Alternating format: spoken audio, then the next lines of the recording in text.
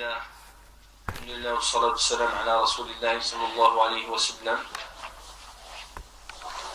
لا يزال الحديث حول الكلام على الحائية لابن أبي داود، ونحن في الدرس السادس من التعليقات على الحائية لابن أبي داود. قد تكلمنا وأنهينا البيت الأول، وهو قوله تمسك بحبل الله واتبع الهدى ولا تك بدعيا لعلك تفلح. وشرعنا في الكلام حول البدعة وما يدور حولها. Donc mes frères, nous sommes toujours dans Al-Ha'iyya de Ibn Abi Daoud, et c'est le cours 6, et nous avons fini l'explication, Inch'Allah Ta'ala, du premier vers. Et nous nous sommes arrêtés sur l'innovation et ce qui tourne autour de l'innovation. Et nous avions dit la dernière fois, nous avions parlé de certaines choses qui sont en rapport avec l'innovation. Et que il y a trois choses essentielles à savoir dans l'innovation. C'est que l'innovation, elle vient par soit le fait de se rapprocher d'Allah par une chose qu'il n'a pas légiférée, soit par le fait de sortir de la législation islamique, du carcan de la législation, soit en faisant un acte qui mène à une innovation, même si cet acte-là peut être légiféré. On avait parlé de ces trois choses-là en gros. Et nous allons, Inch'Allah Ta'ala, aujourd'hui, bi'idhnillah, donner certaines règles, certaines qawa'id, qui sont en relation avec la connaissance de la bid'a. Vous savez bien, mes très chers frères, que nous vivons dans une époque où les gens, ils bid'a à tout va. Qu'ils bid'a à tout va. Qu'ils considèrent comme innovateurs toute personne. Qu'ils vont même jusqu'à inventer des nouvelles règles. Des qawa'id jadida lil hukmi ala al-shakhsi bil bid'a. C'est-à-dire, ils inventent des nouvelles règles pour juger une personne innovatrice. Wal'iyadu billah. Vous savez que sortir une personne du cercle de l'islam, c'est takfir. Et sortir une personne du cercle de la sunna, c'est tabdi'. La personne, lorsqu'il fait un acte qui est une mécréance, et que les conditions sont réunies, et que les empêchements sont levés, on va le dire quand il va rapporter le vers sur ça, eh bien, la personne est considérée comme une kafira. Et une personne qui fait une innovation et que les conditions sont réunies et que les empêchements sont levés aussi, il est considéré comme mubtadi'. Donc il sort de da'irat sunnah. Est-ce que tout innovateur il sort de da'irat l'islam? Non. Il peut rester, il peut être un mubtadi', mais sans sortir de l'islam, pardon. Comprenez? Mais il peut aussi faire une innovation qui le sort des deux, qui le sort de la sunna et de l'islam en même temps. Et on a dit hier que, mathalan, bid'atul jahmiyya, par exemple, c'est une bid'a kufriyya, التي تخرج صاحبها عن الإسلام, qui sort l'innovation des jahmites là, qui disent que le Coran est créé, disent que la foi c'est l'ilm, etc. On va expliquer ça au moment venu. Eh bien, c'est une innovation qui sort. Les gens, ceux qui la font de la sunna et de l'islam. Et de l'islam en même temps. Donc, mes frères, on a dit qu'il y a 5 choses. On a dit hier, 5 choses qu'il faut pour haqqaq al-ittiba'. On va les dire, Inch'Allah, pour haqqaq al-ittiba'. Mais avant, on va dire 4 ou 5 règles. On finira les autres 4 ou 5 qui nous montre qu'est-ce que, pour connaître une innovation, pour reconnaître une innovation. La personne, peut-être, il fait un acte, il ne sait même pas que c'est une innovation, mais il a commis une innovation. Vous comprenez? Et est-ce que yushtaratu al-qasd liyakuna al-fi'l bid'a? Est-ce qu'il faut absolument que la personne ait voulu faire l'innovation pour que ce soit une innovation? Non. Il se peut que la personne ait une bonne intention, et c'est ça la généralité. La plupart du temps, les personnes qui innovent dans l'islam, ils ont une bonne intention. Sauf bien sûr certains, comme on a dit hier, Rawafid, ou bien les sectes qui sont vraiment égarés. Mais sinon, la plupart des gens aujourd'hui du commun, lorsqu'ils innovent, ils pensent faire un bien. Et ils ont une bonne intention. Malgré tout, ils ont commis une innovation. Donc, tahqiq al-ittiba' yakunu bi amrayn. Le suivi parfait, il est avec deux choses. Al-amr al-awwal, thubut asl al-ibada. Thubut asl al-ibada. C'est-à-dire que al-ibada, elle est thabita. Elle est légiférée. Al-amr al-thani, يتحقق بالإتيان بصفتها وهي الأمور الخمسة التي ذكرناها. Donc la deuxième chose, c'est que l'ibada تتحقق ويتحقق حق الاتباع si la personne il fait l'action comme il faut, c'est-à-dire de faire comme les 5 choses qu'on a citées hier. طيب. الآن سأذكر بعض القواعد التي تعين صاحب السنة على معرفة البدعة. On va citer quelques règles et en les expliquant. Des fois, elles vont être dures à expliquer parce que il faut un bon vocabulaire. Mais Inch'Allah Ta'ala, on va essayer d'expliquer. أول هذه القواعد, la première règle, et ce sont des règles qui ont été dites par nos savants, rahimahumullah ta'ala. La première de cette règle, c'est que toute adoration, kullu ibadatin, تستند إلى غير دليل معتبر شرعا فهو بدعة أو فهي بدعة. Toute adoration qui est affiliée ou qui a comme preuve une preuve qui n'est pas acceptée dans notre législation, eh bien c'est une innovation. وَالْأَدِلَّةُ الْغَيْرُ الْمُعْتَبَرَةُ شَرْعًا, et les preuves qui ne sont pas reconnues dans la législation islamique, si on peut, on va les mettre dans deux catégories. La première catégorie, al-adilla أو الأحاديث الموضوعة المكذوبة. الأحاديث الموضوعة المكذوبة فهي لا يجوز بناء عبادة عليها، ومن بنى عبادة عليها فقد ابتدع في الدين.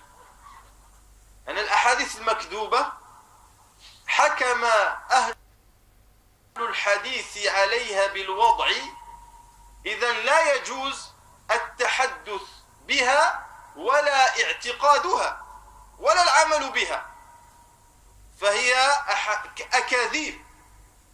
طيب، إذن كل من فعل فعلا مبنيا على دليل موضوع مكذوب أو موضوع فهو بدعة. ولا شك أن الأحاديث الضعيفة لا يحتج بها أيضا في مسائل الاعتقاد أو مسائل العبادات، بل لا يجوز الحديث بها إلا لبيان ضعفها أو ببيان ضعفها. Donc on ne peut pas construire une adoration sur un hadith faible ou une croyance On n'a pas le droit de citer des hadiths faibles, sauf pour montrer qu'ils le sont faibles. Ensuite, le hadith mensonger ou le mensonge sur le prophète sallallahu alayhi wa sallam, il y en a beaucoup des hadiths mensongers. Celui qui construit une croyance ou une adoration dessus a commis une innovation. Ça c'est le premier dalil ghayr mu'tabar. C'est le premier dalil qui est rejeté législativement chez nous, dans l'islam.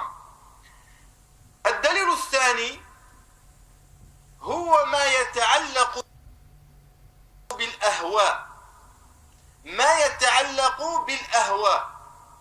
من قول للعالم أو منامات أو خرافات وغيرها من الأمور التي قد يستدل بها عند بعض الطوائف.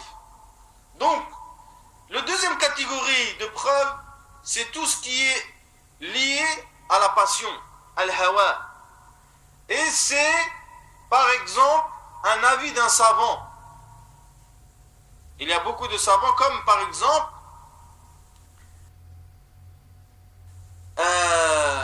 les savants qui autorisent al-malahi, comme la musique, la danse, etc. Wal-'iyadu billah. Ou bien al-manamat, les rêves, comme c'est le cas pour beaucoup de soufis, الذين يبنون بعض العقائد والعبادات على المنامات وجعلوا المنامات دليلا معتبر شرعا. Donc ils ont fait du rêve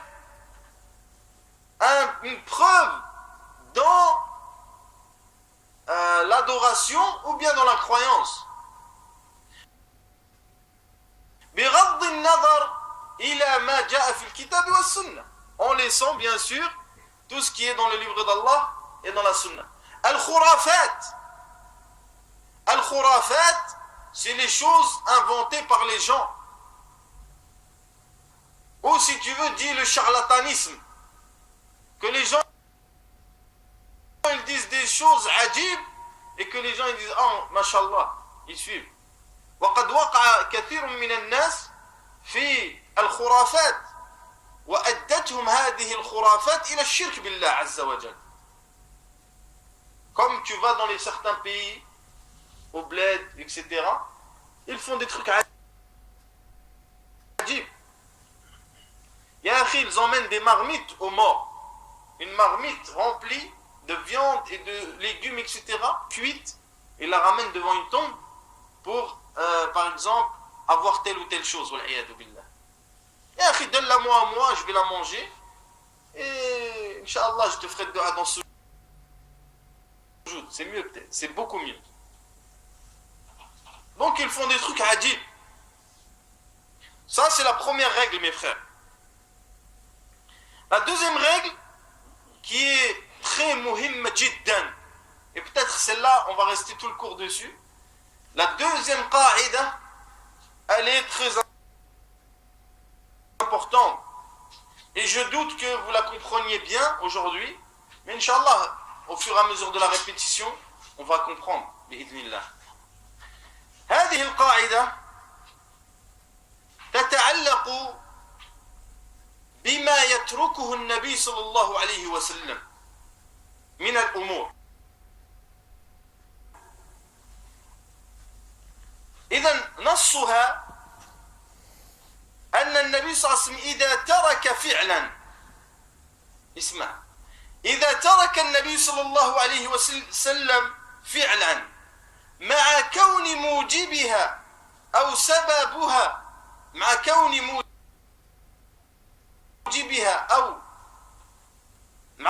موجبها وسببها موجود ثابت والمانع منها منتفي فإن فعلها بدعة. طيب أعود Donc, le prophète sallallahu alayhi wa sallam,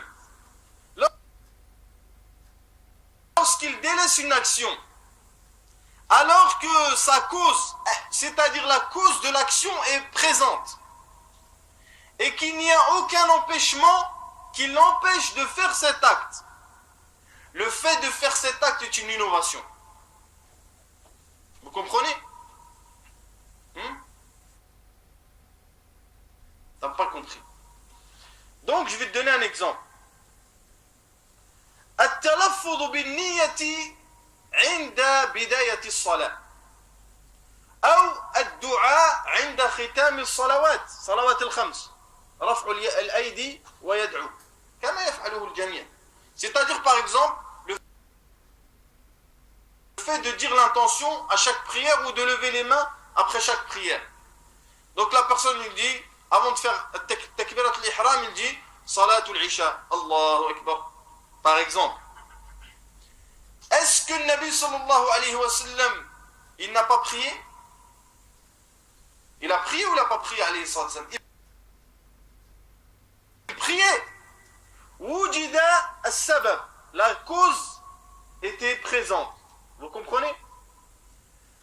هل منعه شيء من التلفظ بالنية? Est-ce qu'il y a une chose qui l'a empêché de faire l'intention, de dire avec sa bouche l'intention avant de prier? Non. Donc le fait de le faire, c'est une innovation. Wallahi, cette règle-là, elle classifie beaucoup d'innovations et elle règle beaucoup d'histoires. طيب وجد السبب ولم يوجد مانع فترك النبي صلى الله عليه وسلم في هذه الحالة سنة وفعله بدعة وضلال.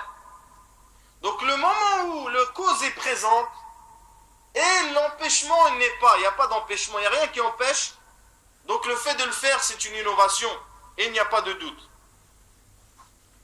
Donc vous avez remarqué mes très chers frères que cette règle-là est liée au délaissement du prophète sallallahu alayhi wa sallam des choses. Au délaissement du prophète sallallahu alayhi wa sallam. Lorsque le prophète sallallahu alayhi wa sallam il laisse yatruku ashya. Pourquoi? Parce que les gens ils disent quoi? Ils disent le prophète sallallahu alayhi wa sallam il l'a pas fait, mais rien nous interdit de le faire. Vous comprenez? Regardez le talbis de shayatin, de l'mubtadi'a, ils sont capables, ils disent le prophète sallallahu alayhi wa sallam il l'a pas fait, d'accord, mais il nous a pas interdit de le faire. Vous comprenez? Alors ils vont jeûner les ayyam al-Isra wal-Mi'raj par exemple. Ils vont shtah, ils vont danser le Mawlid al-Nabawi. Ils vont faire anwa'an min al-bid'iyat avec dalil que le prophète sallallahu alayhi wa sallam il l'a pas fait mais il l'a pas interdit. Il y a des règles dans le din. Tu marches pas comme ça. Et c'est pour ça qu'il y a beaucoup de dalal, beaucoup d'égarements dans les jeunes de la Ummah, parce qu'ils ne connaissent pas les règles de Sharia. Donc, j'ai dit que cette règle-là est liée au délaissement de certaines choses par le prophète sallallahu alayhi wa sallam. Comment on sait que le prophète sallallahu alayhi wa sallam a délaissé telle ou telle chose? C'est un délaissement. Comment tu veux le savoir? Hein? Il ne l'a pas fait, mais est-ce qu'il ne l'a pas fait pour une raison ou sans raison? Est-ce qu'il l'a fait alors qu'il y avait la cause ou non? Est-ce qu'il l'a fait parce que quelque chose l'a empêché? Est-ce qu'il ne l'a pas fait parce qu'il y a eu un empêchement ou non? Donc on sait déjà, premièrement, quand le prophète sallallahu alayhi wa sallam délaisse une chose, par une chose essentielle, la première, c'est naql ashab al-Nabi sallallahu alayhi wa sallam anhu annahu taraka hadha al-fi'l. Première chose qui nous montre que le prophète sallallahu alayhi wa sallam a délaissé cette chose-là et qu'il ne faut pas la faire, c'est ce qui a été rapporté par les compagnons du prophète sallallahu alayhi wa sallam. Bit tasrih, sarrahu bihi. Et c'est l'exemple de hadith ibn Abbas qui est rapporté par Abu Daoud et d'autres, où il dit صلى النبي صلى الله عليه وسلم صلاة العيد من غير ايش اذان ولا اقامه. Le prophète sallallahu alayhi wa sallam a fait la prière de l'Eid, mais il n'a pas fait d'adhan et il n'a pas fait de iqama. صرح ابن عباس أن النبي صلى الله عليه وسلم ترك الأذان والإقامة. Donc ça c'est déjà une preuve que le compagnon يصرح أن النبي صلى الله عليه وسلم ترك فعلا. الأمر الثاني الذي يدلنا على أمور تركها النبي صلى الله عليه وسلم هي عدم نقل أصحاب النبي صلى الله عليه وسلم لبعض الأفعال. يعني c'est que les compagnons ne rapportent pas une telle ou telle chose du prophète صلى الله عليه وسلم, alors que les compagnons ils étaient أحرص الناس على أخذ السنة. Ils étaient les gens les plus attachés dans le fait de prendre la tradition. S'ils ne rapportent pas une chose et qu'aucun compagnon ne rapporte cette chose, c'est une preuve que le prophète sallallahu alayhi wa sallam ne l'a pas faite. Je vous donne un exemple. Le fait de lever les mains et d'invoquer Allah après chaque prière. Est-ce que le prophète sallallahu alayhi wa sallam l'a fait? Si quelqu'un me dit oui, je lui dis ramène la preuve. S'il me dit non, je lui dis oui, il ne l'a pas fait. Pourquoi? Parce que les compagnons voyaient le prophète sallallahu alayhi wa sallam tous les jours prier. Malgré tout, ils ne l'ont pas rapporté de lui. Ça veut dire que les compagnons, soit lorsque tu le fais, tu dis moi je suis mieux que le prophète sallallahu alayhi wa sallam, je fais plus que lui, wal'iyadu billah, et hasha lillah an takuna afdala min an-nabi, ou soit tu tahem les compagnons du prophète sallallahu alayhi wa sallam, c'est-à-dire que tu dis que les compagnons du prophète sallallahu alayhi wa sallam ma naqalu lana ad-din bal akhfa'u alayna ba'd al-ashya, ou bien tu dis que le prophète sallallahu alayhi wa sallam, que les compagnons du prophète n'ont pas rapporté toute la religion, mais ils ont caché certaines choses. Ils ont caché certaines choses, alors que hasha an yakuna ashab an-nabi sallallahu alayhi wa sallam qad akhfa'u ba'd ad-din an ummati Muhammad sallallahu alayhi wa sallam. Donc les compagnons du prophète, ils ont tout transmis. Donc, mes frères, nous revenons au délaissement du prophète sallallahu alayhi wa sallam lil af'al. Tark an-nabi sallallahu alayhi wa sallam li ba'd al-af'al. La yakhlu min thalathati ahwal. Yani les frères, si vous comprenez bien les dars qu'on fait là sur le bid'a, plus personne va venir dire mubtadi', un tel mubtadi'. C'est fini. C'est terminé ça. Le personne, il est fini. Il ne parlera pas avec toi de bid'a. Parce que lui-même, il est dedans peut-être. Vous comprenez? Donc c'est pour ça qu'il faut connaître ces règles-là pour plus avoir d'ambiguïté dans tout ce qui se propage et s'étale à droite et à gauche. طيب ترك أفعال النبي صلى الله عليه وسلم لا تخلو من ثلاثة أحوال. Lorsque le prophète sallallahu alayhi wa sallam laisse une chose, cela ne peut être que pour trois raisons. Il n'y a pas une quatrième. 3. الحالة الأولى ترك النبي صلى الله عليه وسلم لفعل لعدم وجود سببه أو المقتضى له. C'est-à-dire que le prophète sallallahu alayhi wa sallam délaisse un acte parce qu'il n'y a pas la cause pour le faire. Vous comprenez ce que je veux dire? لم يوجد مقتضى للفعل ولا سببه.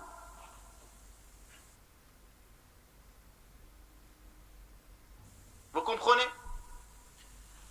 مثال ذلك, un exemple, قتال مانع الزكاة, combattre ceux qui ont délaissé l'aumône. Est-ce que le prophète sallallahu alayhi wa sallam l'a fait? Il l'a pas fait. Pourquoi?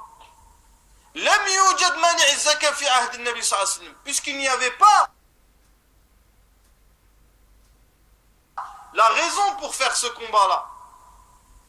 طيب إذن فعله هل يكون بدعة؟ لا. وتركه هل يكون سنة؟ لا، لأن النبي صلى الله عليه وسلم تركه لعدم وجود السبب والمقتضى. Donc le prophète sallallahu alayhi wa sallam, il n'a pas combattu les gens qui ont délaissé la zakat. Pourquoi? Parce qu'il n'y avait pas de gens qui délaissaient la zakat. Donc il n'y a pas eu la raison de les combattre. Vous comprenez? Donc le fait de délaisser cet acte, est-ce que c'est une sunna? Non. Et le fait de le faire, est-ce que c'est une bid'a? Non plus. Car les compagnons du prophète sallallahu alayhi wa sallam l'ont fait après lui, alayhi salatu wassalam. Ça c'est le premier cas. Vous comprenez bien, j'espère.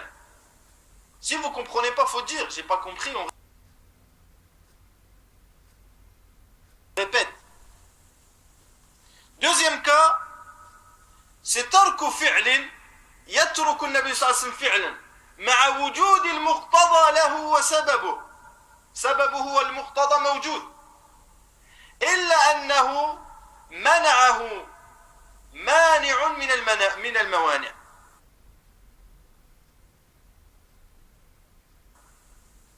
فتركه النبي صلى الله عليه وسلم. Donc le deuxième cas, c'est que la raison pour faire cette action est présente, la cause est présente, mais qu'il y a un empêchement qui l'empêche de faire cette action. Donc le prophète sallallahu alayhi wa sallam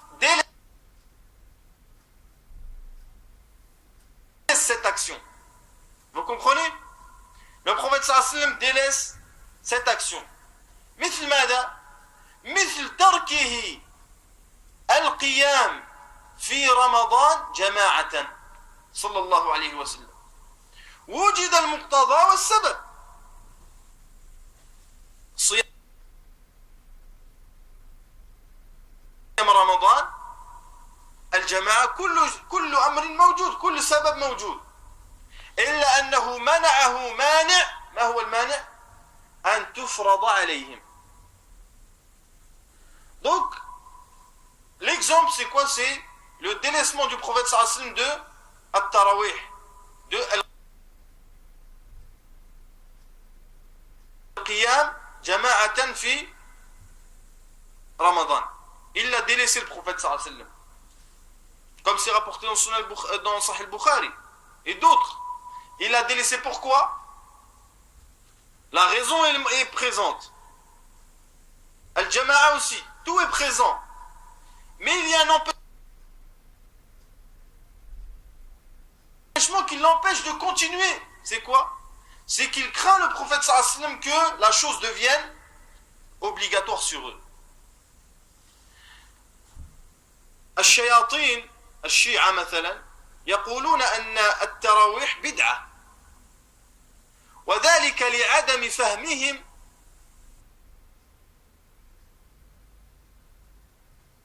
للقواعد الشرعية. C'est des أعزكم الله, des ânes. Pourquoi? Parce qu'ils ne comprennent pas de din. Ils ont dit, le prophète sallallahu alayhi wa sallam l'a laissé et il a dit aux gens, rentrez chez vous. Sahih? Ça veut dire par là, c'est une innovation. Et Omar, il l'a innové de Tarawih, puisque Omar il l'a refait à son époque. Pourquoi Omar il l'a refait? وجد السبب يا أخي. هل المانع موجود؟ موجود. Est-ce que l'empêchement il est toujours présent au temps de Omar? Non.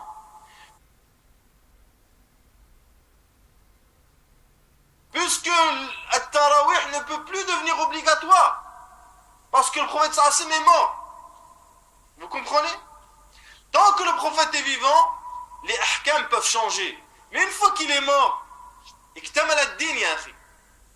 Donc le fait que Omar wujid as-sabab wa intafa al-mani',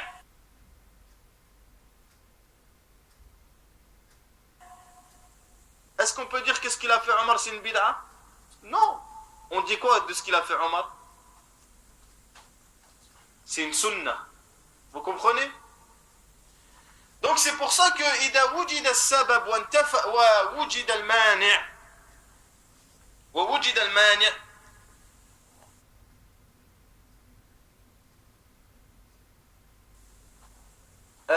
فترك الشيء يعني في عهد النبي صلى الله عليه وسلم وجد المانع لكن بعده لم يوجد المانع فتركه ليس بسنة تركه ليس بسنة وفعله ليس ببدعة. Vous comprenez? Donc si le mani' il était au temps du prophète sallallahu alayhi wa sallam, mais il n'est plus après lui. Donc le fait de le délaisser, ce n'est pas une sunna. Et le fait de faire cette chose, ce n'est pas une bid'a. Taïb, le troisième cas. On a cité deux cas, il y a le troisième cas. Le troisième cas, أن يوجد السبب المقتضى للفعل.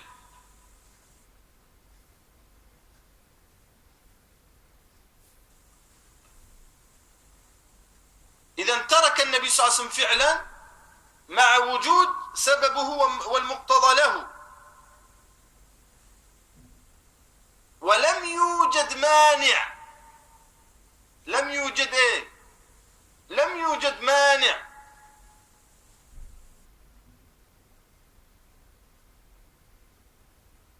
فيكون الترك سنة والفعل بدعة. فيكون الترك سنة والفعل بدعة. مثال ذلك الآذان في صلاة العيد.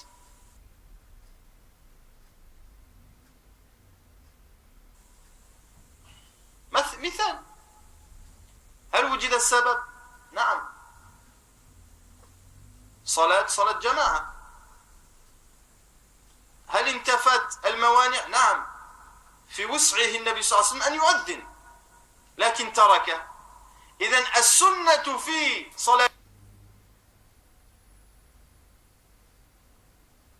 العيد ترك الآذان والإقامة، فمن فعله فقد ابتدع في الدين. انظر هنا وجد السبب وانتفى المانع فالترك سنة والفعل بدعة. Donc dans ce cas-là, le troisième cas, c'est que la raison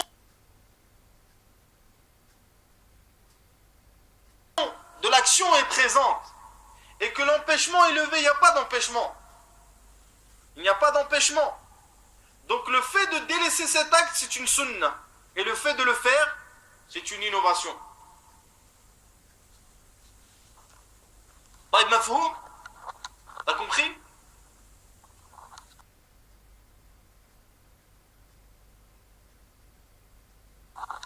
Je répète, Inch'Allah. Il y a la cause de l'action. Et il n'y a pas d'empêchement. Rien ne l'empêche de faire cette action, le prophète sallallahu alayhi wa sallam. Mais il ne le fait pas. Donc le fait qu'il délaisse cette action, c'est une preuve qu'il l'a. Son délaissement à cette action est une sunna. Et que le fait de le faire est une innovation. Je donne l'exemple de l'adhan le jour de l'Eid. Est-ce que c'est une prière? Oui. Est-ce que c'est une prière en groupe? Oui. Est-ce qu'il y a l'adhan ou l'iqama? Non. La raison pour faire l'adhan ou l'iqama est présente, c'est-à-dire d'appeler les gens. Mais et il n'y a pas d'empêchement, rien ne l'empêche le prophète sallallahu alayhi wa sallam de faire l'adhan et l'iqama ou d'ordonner de le faire. Mais il le délaisse.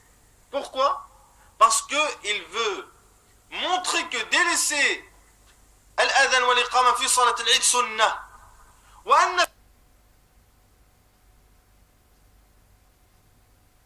fi'lahu bid'atun, et que le fait de le faire c'est une innovation. Tu comprends? Donc les frères, il faut bien comprendre cela, que Turuk Nabi sallallahu alayhi wa sallam, le fait que le prophète sallallahu alayhi wa sallam délaisse des actions, il ne peut être que dans ces trois cas-là. que dans ces trois cas-là, soit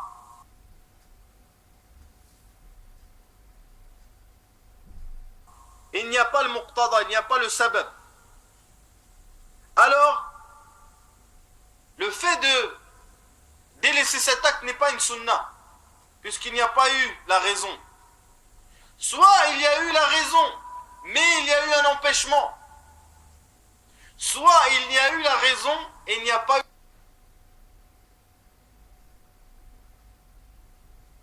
d'empêchement. Et les délaissements du prophète ne sortent pas de ces trois catégories. C'est pour donc cela que celui qui va te dire « Ouais, le prophète sallallahu alayhi wa sallam, il ne l'a pas fait, mais il n'a pas interdit de le faire. » Que celui-là, il n'a rien compris à ad-din. Bien sûr, nous parlons dans les umur de l'ibada et dans l'aqaïd.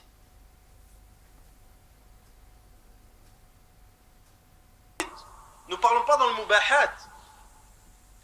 Que l'aslu fiha al-ibaha. Dans les choses qui sont autorisées et dont la base sur ces choses-là sont l'autorisation. Nous parlons dans ce qui est adoration.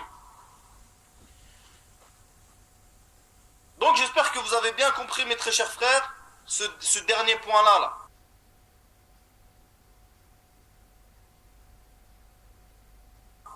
Qu'on a cité le dernier cas. Qui est qu'il y a deux choses à savoir. Que la cause est là et que l'empêchement n'est pas là. Donc le fait que le prophète sallallahu alayhi wa sallam délaisse cette chose, eh bien le délaissement est une sunna et le faire est une innovation.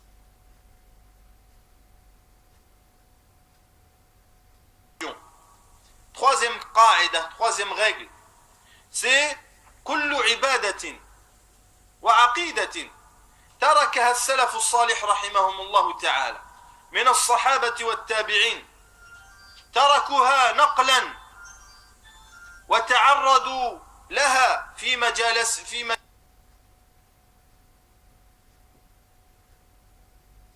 مجالسهم فهي بدعة وضلال.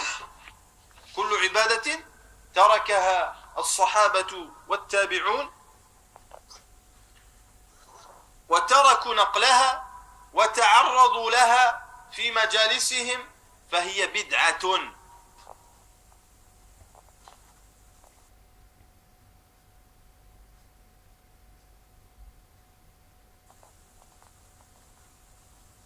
فمثال من تعرض لبدعة من الصحابة, un exemple de la troisième règle, c'est toute adoration que les pieux prédécesseurs n'ont pas fait, que ce soit les compagnons ou ceux qui les ont suivis et qui n'ont pas rapporté,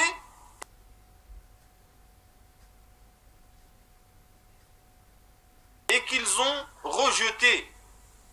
Le fait de la faire, c'est une innovation. L'exemple de cela, par exemple, mes frères, fil ahadith, qui est un exemple sur une innovation sur laquelle un compagnon a rejeté, qui est très connu même.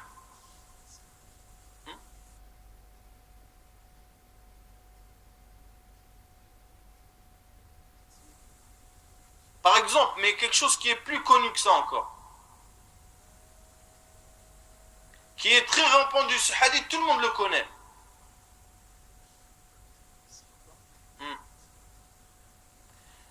Ibn Umar et Qadiyatul Qadar.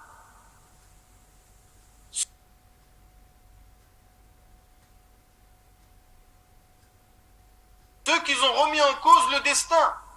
Et lorsque les deux personnes sont venues voir Ibn Umar, le hadith dans Sahih Muslim, c'est le hadith de Jibril, le début, où deux personnes sont venues de l'Irak pour voir Ibn Umar, et ils ont dit, certains disent qu'ils remettent en cause le qadar. Ibn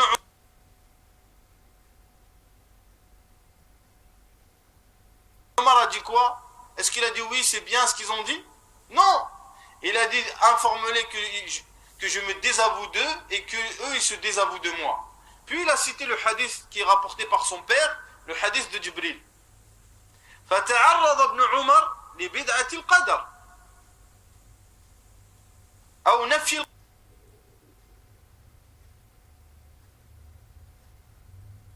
القدر. Donc Ibn Ibn Omar il a rejeté cette innovation qui est née après la mort du prophète et de plusieurs compagnons. مثال ذلك أيضا الاحتفال بالأيام المشهورة في الإسلام. Par exemple, que les gens ils font la fête dans les jours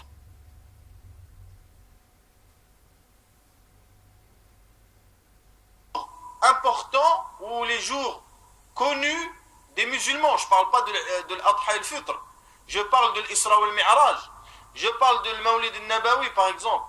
Je parle de ces dates-là ou de l'Hijra. De ces dates-là où les gens ils font quelque chose par adoration pour Allah Azza wa Jal. Eh bien,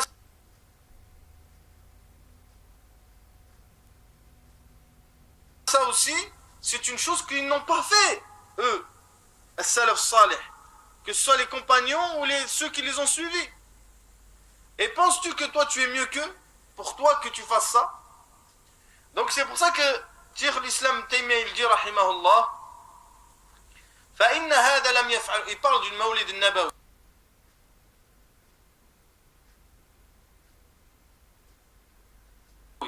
Il dit فإن هذا لم يفعله السلف مع قيام المقتضى له وعدم المانع. Regarde subhanallah. Il dit c'est quoi wujud al-sabab? C'est quoi wujud al-sabab? Que la cause est présente, c'est quoi dans le Mawlid al-Nabawi? Hein? Non.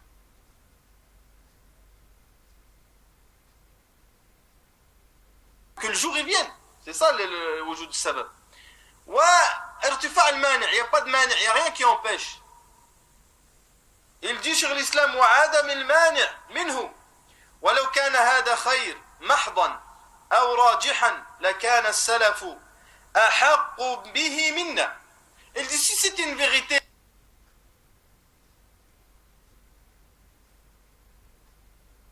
de faire la fête le jour de la naissance du prophète sallallahu alayhi wa sallam, eh bien les compagnons l'auraient fait. Ou si c'était un bien, que ce soit un bien total ou un bien, plus de bien que de mal, il l'aurait fait. Et il dit, et car فإنهم كانوا أشد محبة لرسول الله وتعظيما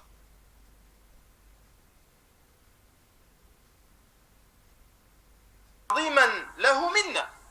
Il dit, ils aimaient plus le prophète sallallahu alayhi wa sallam et lui donnaient plus d'importance que nous. Pourtant, ils ne l'ont pas fait. وهم على الخير أحرص. Et eux, ils étaient plus accrochés au bien que nous. Donc c'est pour ça que tout ce que n'ont pas fait les compagnons et ceux qui les ont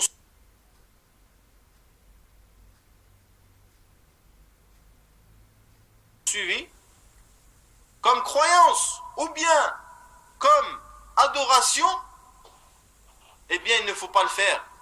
Et celui qui le fait, il est tombé dans un égarement. Il dit, Hudayfa radiyallahu ta'ala an, rapporté dans le Bukhari, il dit, كل عبادة لم يتعبد بها أصحاب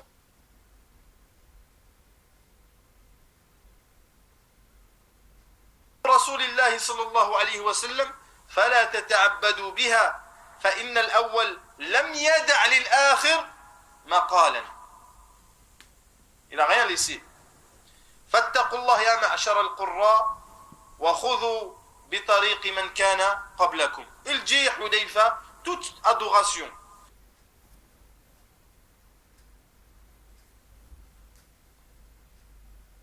qui n'a pas été faite par les compagnons du prophète sallallahu alayhi wa sallam, ne la faites pas, car les premiers n'ont rien laissé pour les derniers.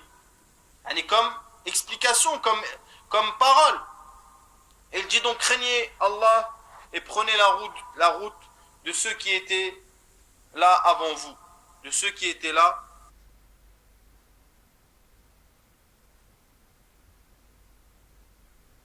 avant vous.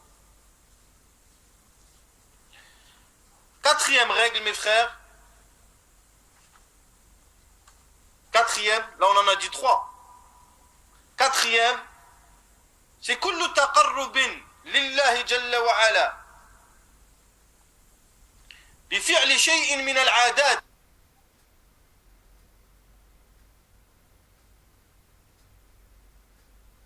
أو المعاملات من وجه لم تعتبره الشريعة فهو بدعة. Toute action qui est faite pour se rapprocher d'Allah, que ce soit des adat, c'est-à-dire les choses de l'habitude, ou des mu'amalat, des échanges commerciaux, qui sont faits d'une façon qui ne sont pas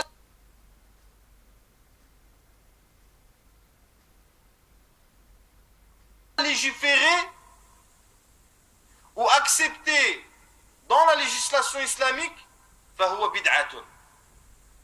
مثال ذلك, l'exemple de cela c'est quoi? C'est de prendre مثلا الصوف, le coton, le fait de s'habiller avec le coton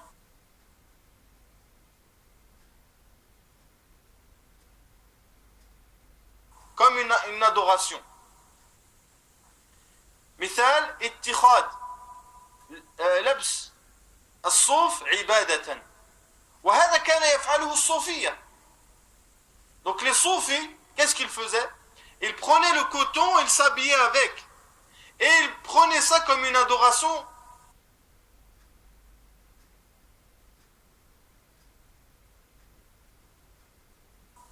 Qu'on se rapproche d'Allah Azza wa Jal. Alors que ça c'est une habitude. Yani, si tu t'habilles avec du coton, ou tu t'habilles avec du textile ou je ne sais quoi d'autre,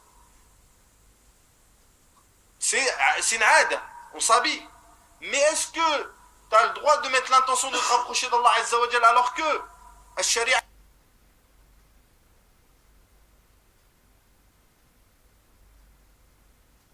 n'accepte pas ça? Eh bien non, tu n'as pas le droit de faire ça. C'est-à-dire toute adoration qui est faite par rapport à tout rapprochement à Allah Azza wa Jal par une chose de l'adat ou le mu'amalat, c'est-à-dire des habitudes ou des échanges commerciaux qui sont faits d'une façon que la législation rejette, eh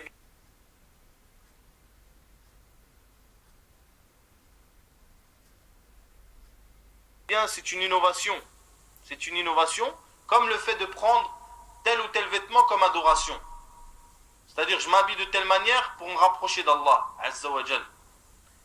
Et en particulier, les soufis qui s'habillaient avec le coton. Avec le coton. Donc cette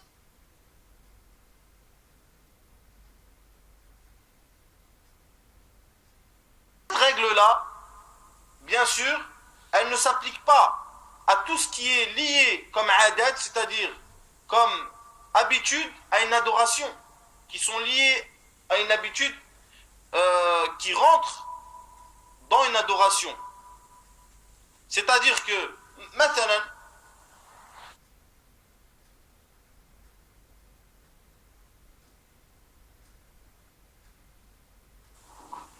un exemple, je vous donne un exemple. Quelque chose qui est lié à une adoration et qui est où tu vas être récompensé. Quelqu'un qui part combattre au service d'Allah Azza wa Jal. Taïb. Il va faire des multitudes de choses qui sont des choses, quoi?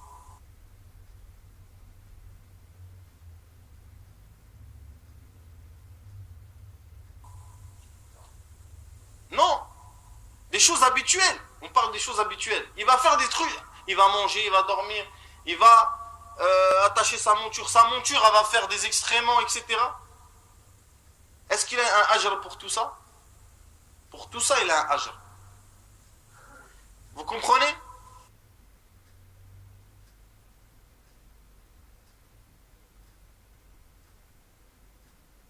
Pourquoi? Parce que ces choses-là qui sont des habitudes, elles sont liées à quoi? Elles sont liées à une ibada qui est légiférée shar'an. Vous comprenez? Et c'est pour ça qu'Allah Azza wa Jalla dit وَذَلِكَ بِأَنَّهُمْ لَا يُصِيبُهُمْ ظَمَأٌ وَلَا مَخْمَصَةٌ وَلَا نَصَبٌ وَلَا مَخْمَصَةٌ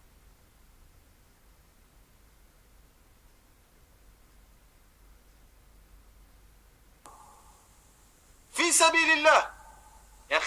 Regarde.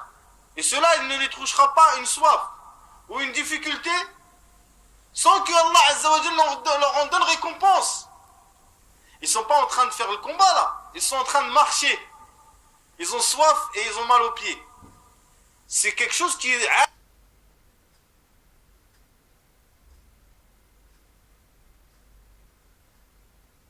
c'est une ada, c'est quelque chose qui est dans la logique. Quand tu marches trop, tu as mal aux pieds. Eh bien, même avec ça, tu auras une récompense. في سبيل ولا يطيعون موطئا إلا كتب لهم به عمل صالح. Regarde, ya akhi. Allah va leur prescrire une bonne action.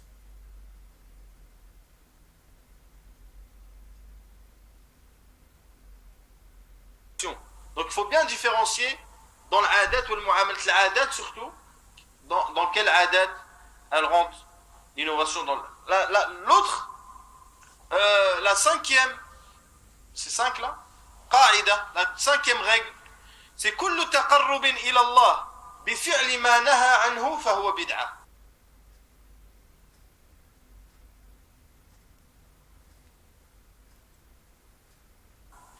Toute action qu'Allah a interdit et que je veux m'approcher de lui avec, c'est une innovation. Par exemple, Allah Azza wa Jalla nous a interdit de boire l'alcool. La personne, il va dire, moi je vais boire de l'alcool pour me rapprocher d'Allah, wal-iyadu billah. Eh bien celui-là, il a commis, bien sûr, un péché, mais il a commis une innovation.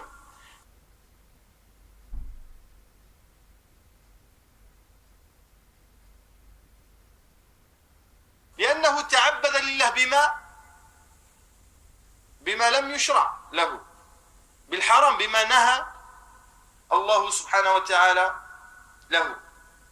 Donc il dit, par exemple, l'exemple de ça, c'est de se rapprocher d'Allah Azza wa Jal avec la danse, مثلا, والعياذ بالله. Comme ils font les soufis. Pas sur YouTube, tape soufi.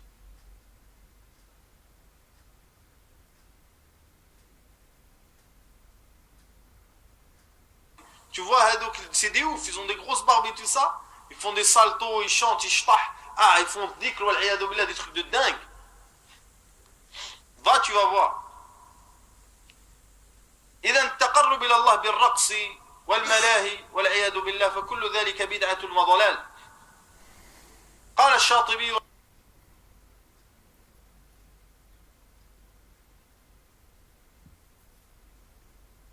رحمه الله تعالى كل عبادة نهى عنها فليست بعبادة إذ لو كانت عبادة لم ينهى عنها.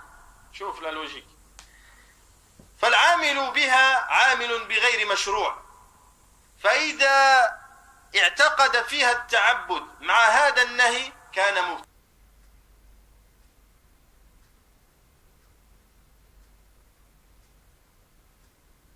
مبتدعا. Il dit Shatibi rahimahullah ta'ala. Et Shatibi, est-ce qu'il est le manhaj salaf? Shatibi, vous connaissez Shatibi? L'Andalousie, vous connaissez pas? Hein? Shatibi, c'est celui qui a écrit l'I'tisam et le Muwafaqat dans l'Usul.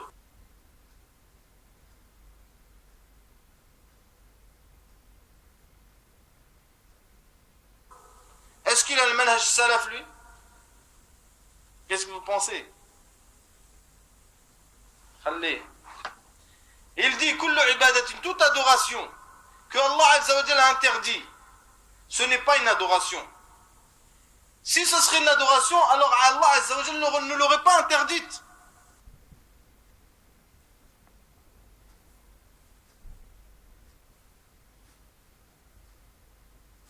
فالعامل بها, celui qui l'a fait est sorti de la législation. Et s'il pense se rapprocher d'Allah, alors c'est un innovateur. Donc mes frères, comment tu te rapproches d'Allah Azza wa Jal? En délaissant justement les quoi? Al-haram. Quelqu'un qui délaisse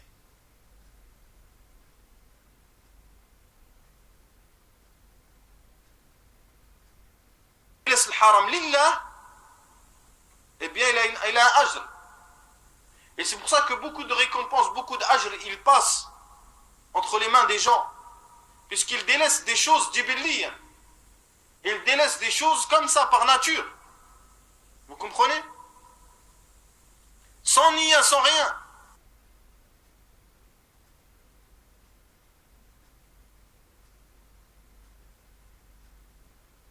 Alors que s'il met l'intention qu'il délaisse ces choses-là pour Allah, alors Allah il lui donne un ajr pour ce délaissement de telle et telle action. Donc ça c'était la cinquième règle mes frères.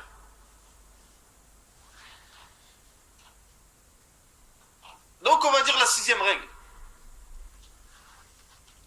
كل عبادة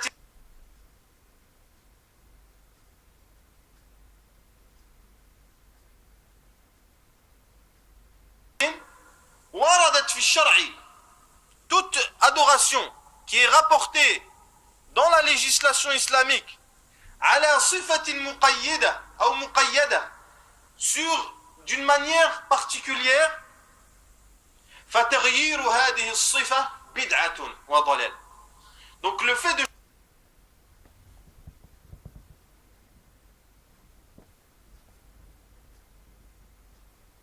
changer cette manière, c'est une innovation. Donc toute adoration qui a été rapportée dans la législation islamique d'une manière, le fait de changer cette manière, c'est quoi? C'est une innovation, c'est une bid'a. Donc on a dit la manière c'est quoi? As-sifa, elle englobe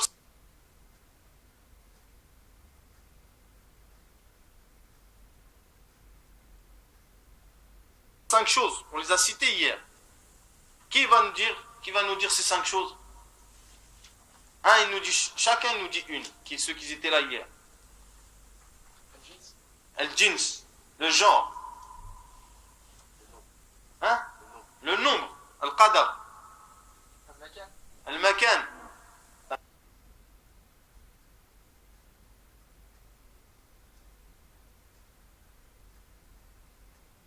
L'endroit. Le temps. Zaman. Ahsan, barakallahu fik. Il reste un, t'es qui, hein? Zaman, il a dit le jins. Lui, il a dit le qadr. Lui, il a dit le temps. Hein? La manière. Al-kayfiyya. Al-kayfiyya. Barakallahu fik.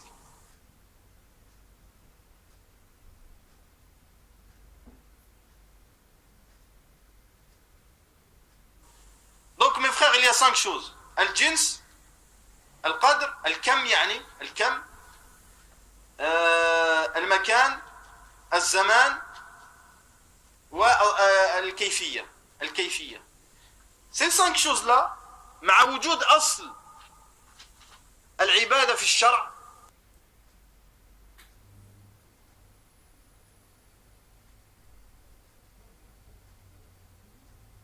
مع وجودها في الأصل وهذه الأشياء الخمسة تحقيق للاتباع. Donc je donne un exemple pour chaque chose. الزمان. Donc الزمان مثلا quelqu'un il fait أضحية العيد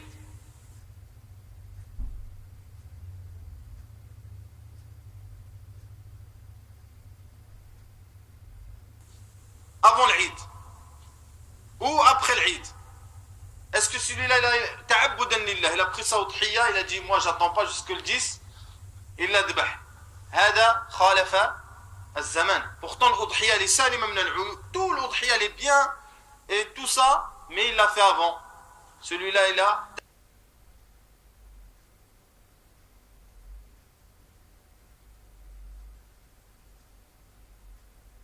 ta'abbudan lillah. Khalafa al-ittiba'. Al-makan. Lui il a dit مثلا c'est-à-dire mukhalafat al-makan, quelqu'un il a dit moi je fais pas l'ibad, le makan il a changé le makan. Nous on avait donné l'exemple hier, quelqu'un il fait pas de tawaf autour de le seul endroit où on peut faire tawaf c'est où?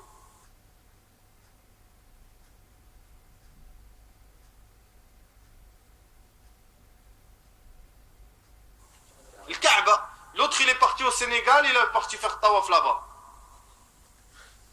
Donc il a fait quoi? Il a fait le bid'a.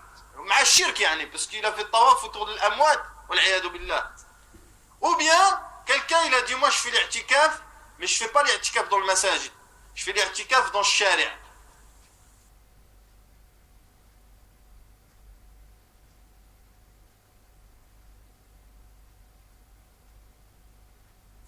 Lui on va dire il est fou, mais en plus on va dire qu'il a innové dans le din. Puisque l'i'tikaf il se fait dans le masajid. Al-mukhalafatu fi al-jins, al-jins c'est le genre. Donc lui, c'est le jour de l'Eid, on est le 10 de l'Eid, Tout le monde a son mouton.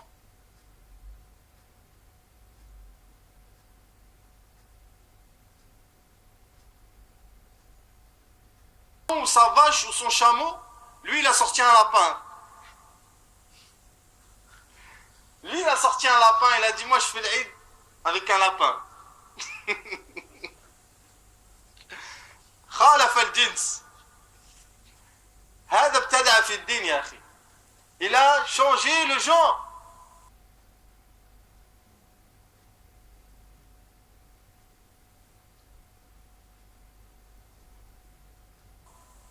Est-ce que sa udhiya elle est bonne, elle est pas bonne? إذا قصد بها التعبد فهو مبتدع، ابتدع في الدين، خالف الجنس. مخالفة القدر، طيب هو في كما هو معلوم. Donc celui qui change dans le nombre, c'est quelqu'un qui va rajouter dans sa prière. Quelqu'un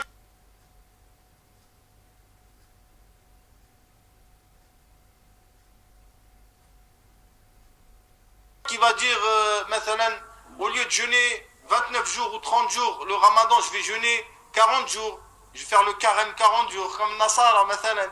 والعياذ بالله, أنواع من الأمور, c'est-à-dire plein de choses. Lui, il a changé le nombre. تغيير الكيفية, c'est ce qu'on a dit, comme on a dit hier.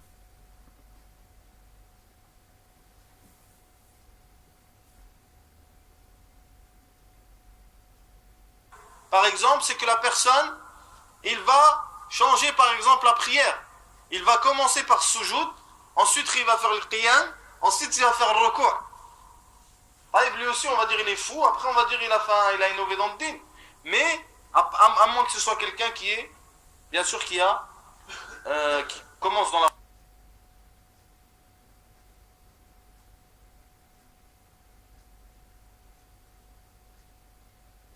religion.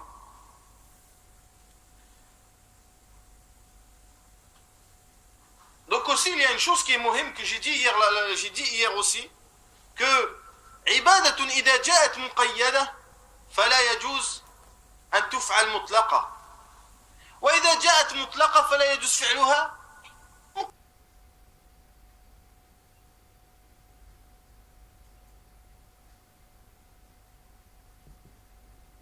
مقيدة يا أخي.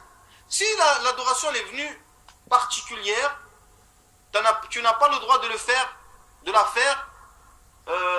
la mettre en général. Et si elle est venue en général, tu ne peux pas la mettre en particulier. Et j'ai donné l'exemple la dernière fois, je ne sais plus si c'est hier ou avant-hier, de le jeûne. Qu'il est rapporté du prophète sallallahu qu'il a dit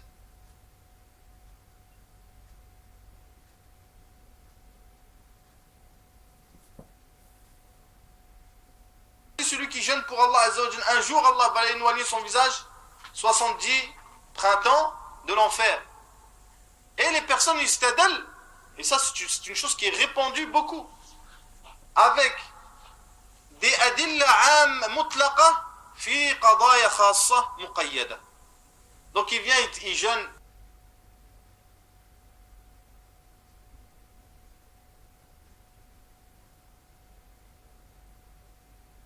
Par exemple, il jeûne le 15e jour de Sha'ban, ou il jeûne les jours de l'Isra ou le Mi'raj, ou d'autres choses comme ça. Après, tu lui dis pourquoi tu jeûnes ça, c'est une bid'ah. Il dit non. Le prophète n'a-t-il pas dit que celui qui jeûne un jour pour Allah, il va l'éloigner? Ya akhi, t'as pas fait ça pour ça. T'as khassas un zaman, lam yukhassas.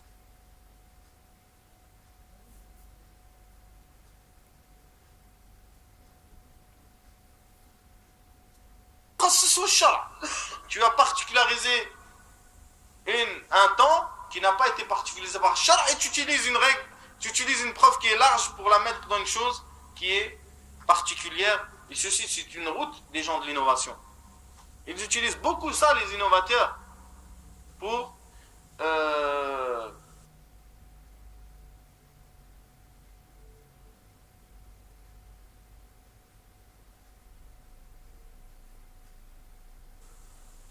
faire de l'innovation, et le contraire aussi est bon.